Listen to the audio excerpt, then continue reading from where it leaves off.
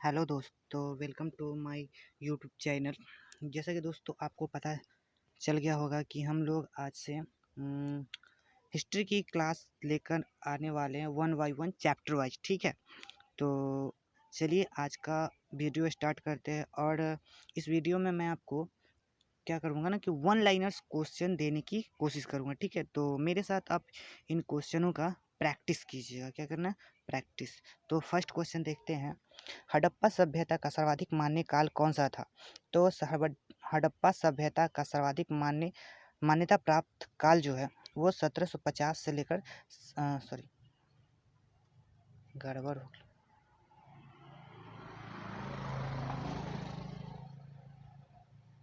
2500 से 1750 है। ठीक है, सिंधु सभ्यता की सर्वाधिक सिंधु सभ्यता सिंधु घाटी की सभ्यता के समकालीन नहीं थी। तो कौन सी सभ्यता थी जो सिंधु घाटी सभ्यता के समकालीन नहीं थी? तो वो ग्रीक की सभ्यता थी। किसकी सभ्यता थी? ग्रीक की सभ्यता थी। ठीक है, सिंधु की ये 30 नंबर क्वेश्चन है। कह रहा है सिंधु घाटी की सभ्यता कहाँ तक विस्तारित है? तो ये जो विस्तारित है ये पंजाब राजस्थान है ना, पंजाब राजस्थान गुजरात उत्तर प्रदेश हरियाणा और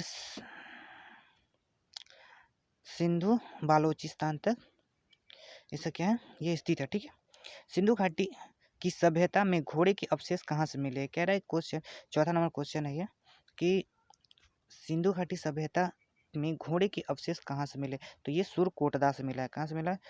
सुरकोटदा से, है ना, सुरकोटदा।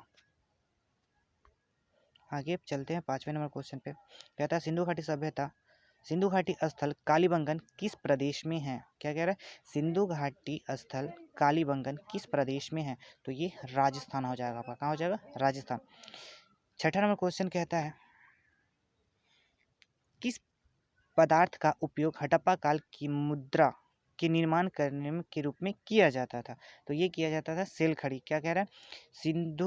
किस पदार्थ का उपयोग हड़प्पा काल की मुद्रा के निर्माण में मुख्य रूप से किया जाता था? क्या किया जाता था? सेल खड़ी का किया जाता था। हड़प्पा सभ्यता किस युग की थी?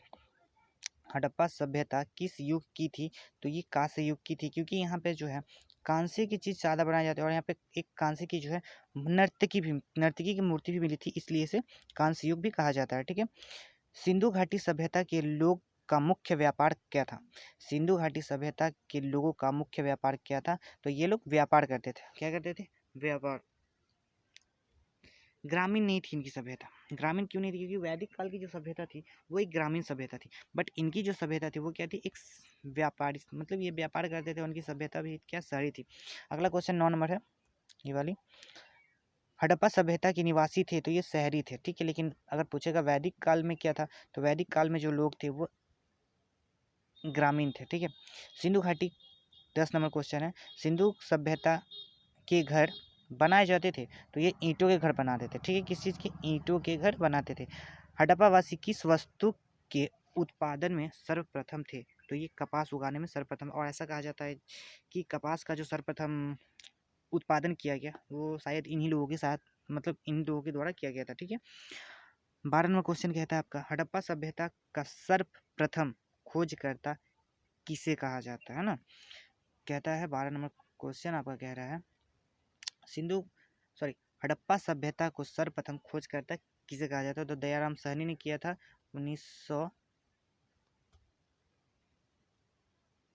दयाराम साहनी ने 1921 में इसकी खोज की थी। और ये पाकिस्तान में पड़ता है। कहाँ पड़ता है? किस जगह पे अभी वर्तमान में? तो ये पाकिस्तान में भी। सिंधु सभ्यता का पतन नगर जिससे बंदरगाह कहा जाता है कौन है? तो ये लोथल है। सिंधु सिंधु सभ्यता का जो पतन नगर था या जिसे बंदरगाह कहा जाता है वो लोथल था। और ये लोथल अभी वर्तमान में गुजरात में पड़ता है। कहाँ पड़ता है? गुजरात में, है ना। पैमानों की खोज ने यह सिद्ध कर दिया कि सिंधु घाटी के लोग माप और तौल से परिचित थे। यह खोज कहाँ किया गया? ठीक है, तो ये आपका खोज जो किया गया ये लोथल में किया गया। कहाँ किया गया? लोथल में। ठीक है, हड़प्पा कालीन समाज किन वर्गों में विभाजित थी? तो ये 4 वर्गों में विभाजित थे। कौन कितने वर्गों में? 4 वर्गों में। कौन कौन थे? विद्वान थे, योद्धा थे, व्यापार थे और श्रमिक थे। विद्वान करते थे, पूजा करने का काम करते थे। योद्धा युद्ध लड़ने का काम करते थे। व्यापार दूर दूर जाके व्यापार करते थे। और श्रमिक इन लोगों की जो सेवा या फिर जो भी अदर का काम बचता है वो ये लोग करते थे। सिंधु सभ्यता का सर्वाधिक उपयुक्त नाम क्या है? तो सिंधु सभ्यता का जो सर्वाधिक नाम है, क्योंकि ये इतनी बड़ी सभ्यता है और इस सभ्यता को सिंधु सभ्यता का नाम देना कुछ अच्छा खासा नहीं लगता, इसलिए इसे हड़प्पा सभ्यता के नाम से जाना जाता है। ठीक है, और इसलिए क्योंकि इसको हड़प्पा सभ्यता नाम, क्योंकि यहाँ पे जो सबसे पहले जो शहर की खोज की गई वो हड़प्पा की खोज की। और हमारे इतिहासकारों में एक ऐसा एक नियम माना जाता है कि जिस सभ्यता की अगर खुदाई हो रहा है, ठीक है, और उस जिस शहर की खुदाई सबसे पहले हो जाती है और उसका नाम पर उसी के नाम पर इस मतलब क्या किया जाता है, इस सभ्यता का नाम रख दिया जाता है। ठीक है, आगे बढ़ते हैं अपने 18 नंबर क्वेश्चन पे। 18 नंबर क्वेश्चन कहता है हड़प्पा सभ्यता की खोज किस वर्ष की गई? तो अभी तुरंत बताया था मैंने 1921 में दयाराम साहनी के द्वारा। किसके द्वारा? दयाराम साहनी के द्वारा ये खोज की गई थी। हड़प्पा सभ्यता के बारे में कौन सी युक्ति सही है? तो इन लोगों ने जो है पशुपति का सम्मान करना शुरू किया था। और हड़प्पा सभ्यता में 3 मुख वाले ना शिव का भी मतलब मूर्ति टाइप का कुछ मिला है। हड़प्पा के लोग की सामाजिक पद्धति क्या थी? तो उच्च समतावादी यानी कि उच्च विचार के थे ये लोग। ठीक है, सिंधु का नखलिस्तान बाग हड़प्पा सभ्यता की किस पूरा स्थल को कहा जाता है? तो ये मोहनजोदड़ो को कहा जाता है। किसे कहा जाता है? मोहनजोदड़ो को कहा जाता है। और ये भी पाकिस्तान के सिंध प्रांत में पड़ता है। कहाँ पड़ता है? पाकिस्तान के सिंध प्रांत में, है ना, पाकिस्तान के सिंध प्रांत में अभी है। 22 नंबर क्वेश्चन नंबर कहता है हड़प्पा सभ्यता के संपूर्ण क्षेत्र का आकार कैसा है? तो हड़प्पा सभ्यता जो है इसका संपूर्ण क्षेत्र का जो आकार है ये त्रिभुजाकार है। कैसा है? त्रिभुजाकार। हड़प्पा 24 नंबर क्वेश्चन है हड़प्पा सभ्यता के अंतर्गत हल से जोते गए खेत के साक्ष्य कहाँ से मिले हैं? क्या कह रहा है क्वेश्चन हमारा? हड़प्पा सभ्यता के अंतर्गत हल से जोते गए खेत के साक्ष्य कहाँ से मिला है? तो ये कालीबंगन से मिला है। कहाँ से मिला है? कालीबंगन से। सब 25 नंबर क्वेश्चन देखिएगा सैदब सभ्यता की ईंटों का अलंकरण सबसे पहले किस स्थान से मिला? ठीक है, कि सैदब सभ्यता के जो लोग थे वो मतलब वो ईंटों का अलंकरण करते, इसका पता हमें सबसे पहले कहाँ से पता थी? इसका पता भी सबसे पहले कालीबंगन में पता चला। कहाँ चले से? कालीबंगन से। ठीक है, अगला question 26 number next number question कहता है मोहनजोदड़ो कहाँ स्थित था? अभी तुरंत बताया ना कि ये जो है पाकिस्तान के सिंध प्रांत में पड़ता है और इसकी खोज 1922 में हुई थी। कब? 1922 में। ठीक है, अगला क्वेश्चन हमारा कहता है 27 नंबर सिंधु सभ्यता में बृहद स्नानागार पाया गया है? तो ये मोहनजोदड़ो से पाया गया है ना। कहाँ से पाया गया? मोहनजोदड़ो से। और इसलिए क्योंकि ये बृहद स्नानागार का मतलब होता है नहाने वाला गार, है ना, जिसको हम अभी मॉडर्न जमाने में जिसको स्विमिंग पूल कहा जाता है वही। सिंधु सभ्यता की मुद्रा में किस देवता के रामतुल्य चित्रांकन किया गया, समतुल्य किया गया? तो ये अधिशिव का किया गया। किसका? यानी कि वो लोग जो अधिशिव की पूजा करते थे। ठीक है, और यहाँ पर इनकी पूजा भी की जाती थी, है ना। कुछ मंदिर के तो साक्ष्य वहाँ नहीं मिले लेकिन अधिशिव के साक्ष्य मिले हैं। कौन सा हड़प्पा कालीन स्थल गुजरात में स्थित है? अभी तुरंत बताया ना भाई, लोथल में। और ये लोथल जो है वो क्या है? तो ये जो है एक बंदरगाह है। क्या है? बंदरगाह।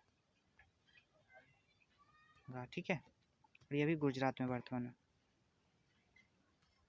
अगला क्वेश्चन है मोहनजोदड़ो को किस एक अन्य नाम से भी जाना जाता है? तो मृतकों का टीला। क्या कहते हैं? मृतकों का टीला के नाम से इसे जाना जाता है। ठीक है, हड़प्पा सभ्यता का प्रचलित नाम क्या है? तो सिंधु घाटी सभ्यता है। हड़प्पा सभ्यता का प्रचलित नाम क्या है? तो सिंधु घाटी सभ्यता है, लेकिन इसका उपयुक्त नाम जो है वो हड़प्पा सभ्यता है। क्यों? क्योंकि यहाँ पर सबसे पहले जो खुदाई की गई थी वो हड़प्पा सभ्यता की गई थी। मतलब हड़प्पा शहर की गई थी। ठीक है। सैदब स्थल के उत्खनन से प्राप्त मोहरों पर किस पशु का सर्वाधिक उत्कीर्णन हुआ है? तो बैल का। यानी कि सबसे ज़्यादा जो मोहर मिले हैं वो उस पर सबसे ज़्यादा किस पशु का सर्वाधिक उत्कीर्णन यानी कि चित्रण मिला है ना, तो बैल का मिला है। सिंधु घाटी सभ्यता जानी जाती है अपने नगर नियोजन के लिए। हाँ, ये क्वेश्चन बहुत इंपॉर्टेंट है। अब क्यों बताता हूँ। सिंधु सभ्यता के लोग जो थे वो अपने शहर में इस तरह रहते थे जैसे कि घर के अंदर ही कुओं को बनाना, घर में दरवाज़ा आगे की ओर ना खुलकर पीछे की ओर खोलना, नाले का निर्माण करना, सड़क का निर्माण करना, मतलब इतने सारे नगर नियोजन थे कि मतलब सबसे मॉडर्न। अगला क्वेश्चन है 34 नंबर। सिंधु सभ्यता का सब कौन सा स्थान भारत में स्थित है? तो ये लोथल है। ऐसा बहुत सारे जगह हैं लेकिन इस तरह क्वेश्चन में आ गया तो लोथल है ना। भारत में खोजा गया सबसे पहला पुराना शहर कौन था? हड़प्पा था। 1921 में इसकी खोज की गई। और किसने की थी 1921 में? दयाराम साहनी ने। किसने? दयाराम साहनी ने। ठीक है। हड़प्पा में चांदी की उपलब्धता के प्राचीनतम साक्ष्य कहाँ से मिले हैं? तो हड़प्पा संस्कृति से मिले। ठीक है। यानी कि भारत में सबसे पहले जो ये चांदी के साक्ष्य मिले वो प्राचीन भारत के हड़प्पा सभ्यता से मिले।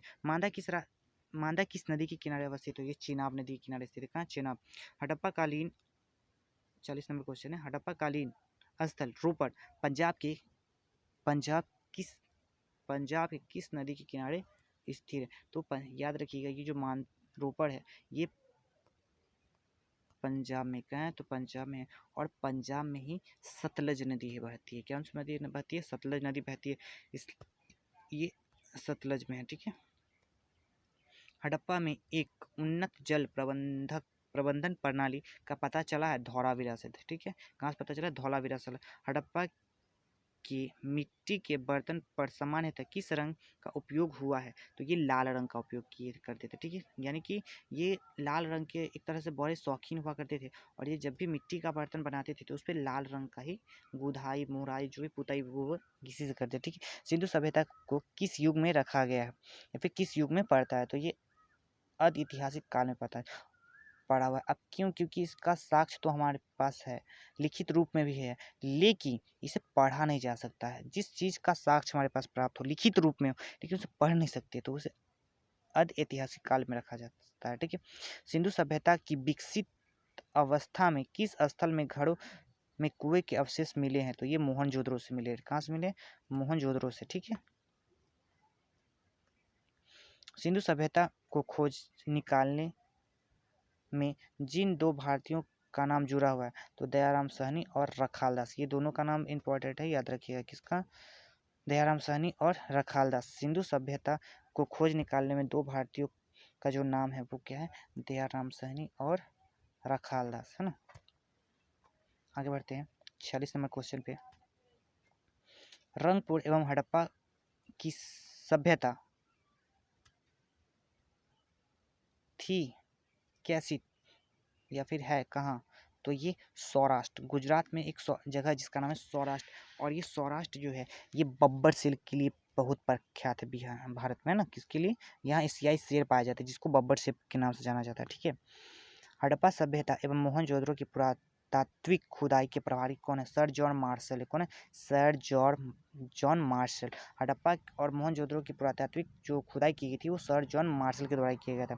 किस 48 नंबर क्वेश्चन है। किस पशु की आकृति जो मुहर पर मिली है जिससे ज्ञात होता है कि सिंधु घाटी एवं मेसोपोटामिया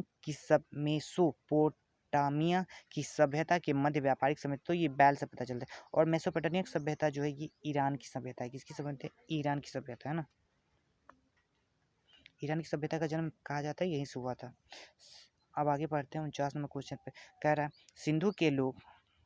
सिंधु घाटी के लोग विश्वास करते थे मातृशक्ति पर। ये लोग मातृशक्ति पर कि मिट्टी को जो है ये उर्वरता की देवी मानते थे और इसलिए यहाँ पे मातृशक्ति जो बहुत प्रधान थी। और ये मातृसत्तात्मक ये जो सभ्यता थी ये मातृसत्तात्मक थी। और एक और सभ्यता हम लोग पढ़ते हैं वैदिक सभ्यता, वो पितृ सत्तात्मक है। ठीक है। आगे देखते हैं सिंधु स्थल समुद्र तट पर स्थित नहीं है। तो सिंधु घाटी सभ्यता कौन सा ऐसा स्थल है जो समुद्र तट पर स्थित नहीं है? तो कोट दीजिए, कौन है? कोट दीजिए है ना, कौन है? कोट दीजिए, ठीक है। कौन 51 नंबर क्वेश्चन है, कौन मोहनजोदड़ो की सबसे बड़ी इमारत मानी जाती है? तो ये विशाल अन्नागार है। कौन है? विशाल अन्नागार या धाने कोठार। धाने कोठार यानी अन्न रखने वाला था। क्या था? अन्न रखने वाला एक जगह था जिसको अन्नागार या फिर धान्य कोठार कहा जाता था, कोठार। ठीक है, आगे देखते हैं 52 नंबर क्वेश्चन।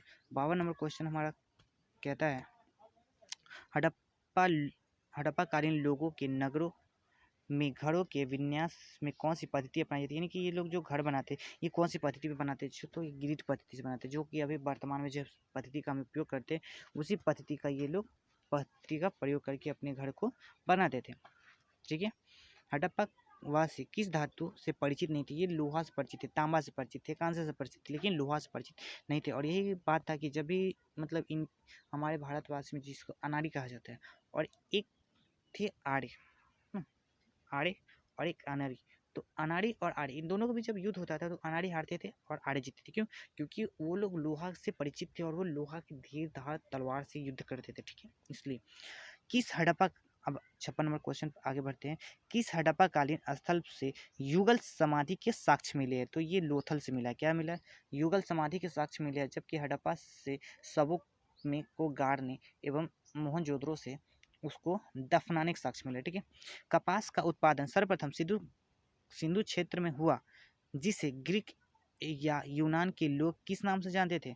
तो सिंडन के नाम से जानते थे। किस नाम से जानते थे जी? तो सिंडन के नाम से जानते थे। ठीक है, हड़प्पा काल 58 नंबर क्वेश्चन है, हड़प्पा के काल का तांबे का रथ किस स्थान से प्राप्त हुआ? तो ये दैमाबाद से हुआ। दैमाबाद से जो तांबे का रथ प्राप्त हुआ, क्योंकि तांबे के उत्पादन में सबसे अग्र थे ये, इसलिए तांबे के कुछ कुछ यहाँ से मिलते रहते हैं ना। हड़प्पावासी लाजवर्द भवन निर्माण की एक सामग्री थी का आयात कहाँ से करते थे? तो ये हिंदू कुश क्षेत्र के बदखसा से करते थे। कहाँ से? हिंदू कुश के बदखसा। और यहाँ तक से याद है कि हिंदू कुश पर्वत से जो है यहाँ से एक वैदिक काल में जो आर्य लोग थे वो यहाँ ये हिंदू कुश के उस पार से आए थे और यहाँ से एक पेय पदार्थ निकलता जिसका नाम था मुजवंत, है ना, सोमरस, जो कि मुजवंत की पहाड़ी से प्राप्त होती थी। ठीक है, आगे क्वेश्चन है 64 नंबर, हाँ, किस हड़प्पा कालीन स्थल से नृत्य मुद्रा वाली स्त्री की कांस्य मूर्ति प्राप्त हुई है? तो ये हुई है मोहनजोदड़ो से, यानी कि नृत्य करती हुई एक कांस्य स्त्री की मूर्ति प्राप्त हुई है। तो कहाँ से प्राप्त हुई है? ये मोहनजोदड़ो से ही प्राप्त हुई है। ठीक है, ऐसे तो ज़्यादातर चीज़ का जो मिला है या साक्ष्य मिले वो यहीं से मोहनजोदड़ो से मिला। और मोहनजोदड़ो जो भी वास्तव में है या फिर वर्तमान में है वो कहाँ है? तो पाकिस्तान के सिंध प्रांत में पड़ता है, सिंधु नदी के तट पर। आगे हमारा क्वेश्चन कहता है किस हड़प्पा कालीन स्थल से पुजारी की प्रशस्त्र मूर्ति प्राप्त हुई है? तो ये हड़प्पा से हुई है। कहाँ से हुई है? हड़प्पा से हुई है। और फिर मैं आपको याद दिलाना चाहता हूँ कि हड़प्पा की खोज किसने की थी? तो दयाराम सहनी ने 1921 में किया था। किसने? दयाराम सहनी और अखालस बनर्जी ने 1921 में किया है ना। 66 नंबर क्वेश्चन कहता है किस सिंधु कालीन स्थल से एक ईंट पर बिल्ली का पीछा करते हुए कुत्ते के पंजे के निशान मिले हैं? तो ये चहुंद्रो से मिला है। कहाँ से मिले? चहुंद्रो। नेक्स्ट क्वेश्चन हमारा कहता है 67, किस हड़प्पा कालीन स्थल से प्राप्त जार पर चोंच में मछली दबाए चिड़िया एवं पेड़ के नीचे खड़ी लोमड़ी का चित्रांकन मिलता है, जो पंचतंत्र के लोमड़ी की कहानी का दृश्य? तो ये लोथल। और लोथल कहाँ है वर्तमान में? तो गुजरात में है। और मैं आपको बता दूं कि यहाँ पे एक चीज़ कह रहा है पंचतंत्र। पंचतंत्र के जो लेखक है वो कौन है? वो विष्णु शर्मा है। कौन है? विष्णु शर्मा है ना। कौन है? विष्णु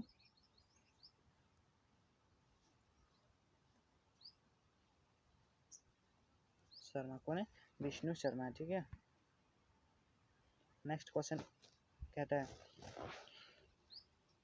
स्वतंत्रोत्तर भारत में सबसे अधिक संख्या में हड़प्पा हड़प्पा युगीन स्थलों की खोज किस प्रांत से हुई है? तो ये गुजरात से हुई है। कहाँ से हुई है? गुजरात से ना। फसल हड़प्पा काल 69 नंबर क्वेश्चन है।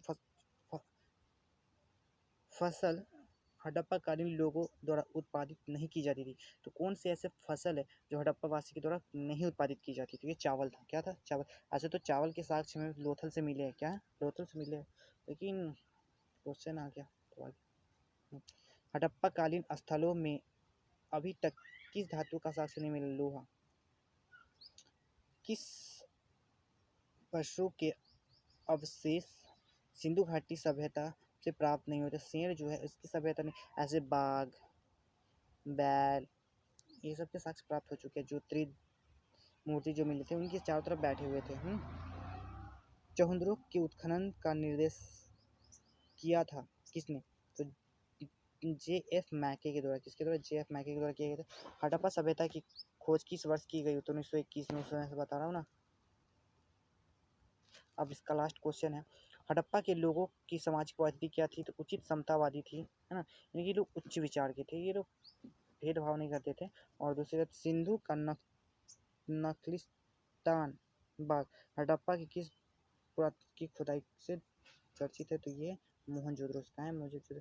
तो देखिए दोस्तों, आज हमने जितने भी क्वेश्चन कलेक्ट हुए थे उन सभी का व्याख्या सहित हमने आपको वीडियो उपलब्ध करवाया। तो आप लोग इसको ज़्यादा से ज़्यादा शेयर करें, सब्सक्राइब। और इतना ही। जय हिंद, बाय बाय।